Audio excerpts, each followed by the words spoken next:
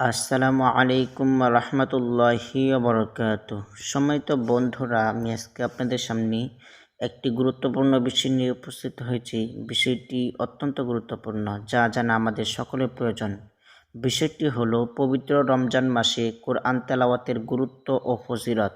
তো সম্মানিত বন্ধুরা, সেই গুরুত্ব ও ফজিলত সম্পর্কে জানতে আমরা ভিডিওটি ধৈর্য সহকারে শেষ পর্যন্ত দেখতে থাকি। সমস্ত প্রশংসা আল্লাহ তাআলার, যিনি আমাদেরকে নিয়ামত হিসেবে দিয়েছেন সৎ কাজ করার বিভিন্ন মৌসুম, যিনি রমজানকে করেছেন মহিমান্বিত বরকতময়, যিনি উৎসাহ দিয়েছেন মাহে রমজানে ইবাদত বন্দেগী যথার্থরূপে পালন করতে, পুণ্যময় কাজসমূহে অধিক মাত্রায় রত হতে। রাসূলুল্লাহ সাল্লাল্লাহু আলাইহি ওয়াসাল্লাম পবিত্র মাহে রমজানের অপেক্ষায় থাকতেন 2 মাস পূর্ব থেকেই। এই দোয়া শুরু করতেন: হে আল্লাহ, আমাকে রমজান পর্যন্ত হায়াত দিন। যদি এই মাহে রমজানে মোবারকে আমরা চোখ, দিল, দেমাগ এবং জবানের পরিবর্তন করতে সক্ষম না হই, তাহলে আমরা রমজান থেকে কি পেলাম? বিভিন্ন স্থানে মেলা বসে, সেখানে অল্প টাকা বেশি মূল্যের জিনিস পাওয়া যায়। রমজান মাসও অনেকটা এরকম মনে হয়। এ মাসে অল্প আমল বেশি সওয়াব মিলে। রাসূলুল্লাহ সাল্লাল্লাহু আলাইহি ওয়াসাল্লাম ইরশাদ করেন, রমজানে নফলের সওয়াব ফরজের সমান, আর একটি ফরজের সওয়াব 70টি ফরজের সমান। সহিহ ইবনে খুজাইমা, হাদিস নং 1887। রমজানে মহান ফজিলত পেতে আমাদের কয়েকটি কাজ করতে হবে। জবানের হেফাজত। রমজানে জবানের হেফাজত করা অত্যন্ত জরুরি। মিথ্যা, গীবত, চুগলখড়ি পরিত্যাগ করা সব সময় জরুরি।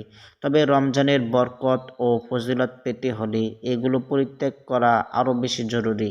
রাসূলুল্লাহ সাল্লাল্লাহু আলাইহি ওয়াসাল্লাম ইরশাদ করেন, রমজানে যারা মিথ্যা পরিত্যাগ করবে না, আল্লাহ তাআলা তার আহার পানীয় ত্যাগ করার কোনো পরোয়া করেন না।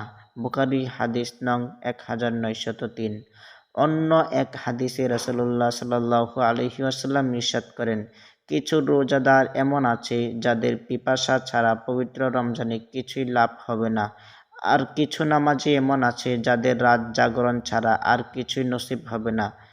আল্লামা তিবি রহমতুল্লাহ আলাইহি এর ব্যাখ্যায় আছে, রোজাদার যদি সওয়াবের নিয়ত না রাখে অথবা সওয়াবের নিয়ত আছে কিন্তু মিথ্যা, অপবাদ, আরোপ, গীবত এবং জাতীয় নিষিদ্ধ কাজ থেকে বিরত না থাকে, তাহলে রমজানে ক্ষুধা আর পিপাসা ছাড়া তার আর কিছুই লাভ হবে না। যদিও এই রোজা তাকে কাজা করতে হবে না।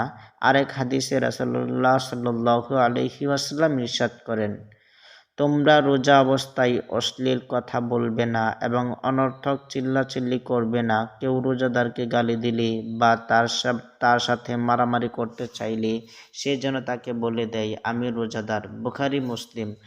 রমজান মাসে কোরআন তেলাওয়াত। মাহে রমজান আল কোরআন নাজিলের মাস। এ সময় পবিত্র কোরআন তেলাওয়াতের সওয়াব অপরিসীম। অতএব এই মাসে বেশি বেশি কোরআন তেলাওয়াতের প্রতি জোর দেওয়া উচিত। এই মাসে স্বয়ং রাসূলুল্লাহ সাল্লাল্লাহু আলাইহি ওয়াসাল্লাম হযরত জিবরাইল আলাইহিস সালামের সাথে কোরআনের দাওয়ার করতেন। সালাফে সালেহিনের মধ্য হতে কেউ কেউ 3 দিনে একবার, কেউ কেউ 7 দিনে একবার, কেউ কেউ 10 দিনে একবার কোরআন খতম করতেন। কেউ কেউ প্রতিদিন 2 বার খতম করতেন। ইমাম আবু হানিফা রাহমাতুল্লাহ আলাইহি ও ইমাম শাফি রাহমাতুল্লাহ আলাইহি সম্পর্কে বর্ণিত আছে যে তারা রমজান মাসে প্রতিদিন 2 বার কোরআন খতম করতেন। অনেক সালাফে সালেহিনের ব্যাপারে বর্ণিত আছে তারা মাহে রমজান নফল ইবাদত ছেড়ে শুধু তেলাওয়াতে মনোনিবেশ করতেন। যেমন ইমাম মালিক রাহমাতুল্লাহ আলাইহি এর সম্পর্কে ইমাম মালিক রাহমাতুল্লাহ আলাইহি এর সম্পর্কে বর্ণিত আছে, তিনি মাহে রমজানে হাদিসের দরস বন্ধ করে দিতেন এবং পুরো সময় কোরআন তেলাওয়াতে ব্যয় করতেন। ইমাম সুফিয়ান সাউরি রাহমাতুল্লাহ আলাইহি এর সম্পর্কে বর্ণিত আছে, তিনি যাবতীয় নফল বাদ দিয়ে কোরআন তেলাওয়াত লেগে যেতেন। হযরত কাতাদা রাহমাতুল্লাহ আলাইহি সম্পর্কে আছে, তিনি সবসময় 7 দিনে কোরআন খতম করতেন, রমজানে করতেন 3 দিনে, আর রমজানের শেষ 10 দিনে প্রতিদিন একবার করে কোরআন খতম করতেন। হযরত আসওয়াদ রাহমাতুল্লাহ আলাইহি এর সম্পর্কে বর্ণিত, তিনি রমজান মাসে প্রতিদিন একবার কোরআন খতম করতেন। মাহে রমজানে 2টি ইবাদত ইজতেমা হয়: 1 ইবাদতে সাওম, 2 ইবাদতে তেলাওয়াতে কোরআন। এই দুটি ইবাদতই তাদের সম্পাদনকারীর জন্য কিয়ামতের দিন সুপারিশ করবে এবং তাদের সুপারিশ কবুল হবে মর্মে ঘোষণা দেওয়া হয়েছে। রাসূলুল্লাহ সাল্লাল্লাহু আলাইহি ওয়াসাল্লাম বলেন, রোজা এবং কোরআন উভয়েই যার যার ভাষায় কিয়ামতের দিন বান্দার জন্য সুপারিশ করবে এবং উভয়ের সুপারিশ কবুল করা হবে। মুস্তাদরাকে হাকিম, মুসনাদে আহমদ, হাদিস নং 6626।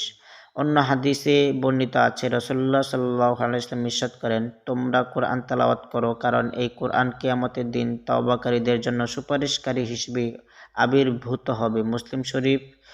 অতএব কোরআনের মাসে কোরআন অধিক তেলাওয়াতেই হতে পারে মাহে রমজান ও কোরআনের হক আদায়ের সর্বোত্তম পন্থা। আল্লাহ তাআলা আমাদের সবাইকে বেশি বেশি তেলাওয়াতে কোরআনের তৌফিক দান করুন, আমিন। তো সম্মানিত দর্শক, আমি এখানে বিদায় নিচ্ছি। আসসালামু আলাইকুম ওয়া রাহমাতুল্লাহি ওয়া বারাকাতুহু।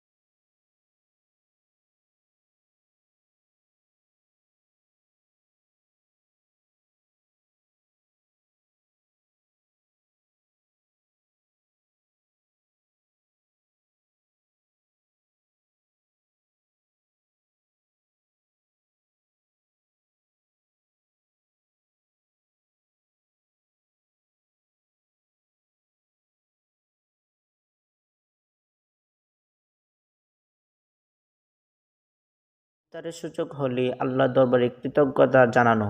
ইফতার সামনে নিয়ে যে সব দোয়া পাঠে গুনাহ মাফ হয়। হযরত মুআজ ইবনে জোহরা রাদিয়াল্লাহু তাআলা আনহু বলেন, রাসূলুল্লাহ সাল্লাল্লাহু আলাইহি ওয়াসাল্লাম ইফতারের সময় এই দোয়া পাঠ করতেন, আল্লাহুম্মা লাকা সুমতু ওয়া আলা রিজকিকা আফতারতু। অর্থাৎ, হে আল্লাহ, আমি আপনারই জন্য রোজা রেখেছি এবং আপনারই দেওয়া জীবিকা থেকে ইফতার করেছি। আবু দাউদ, হাদিস নং 2358।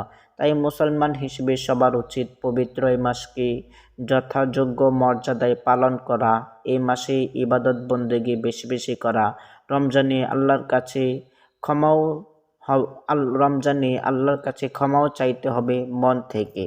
তো সম্মানিত দর্শক, রমজানের ইফতারের সময় যেই দোয়াগুলা পড়বেন সে সম্পর্কে আশা করি আপনারা বিষয়টি বুঝতে পেরেছেন।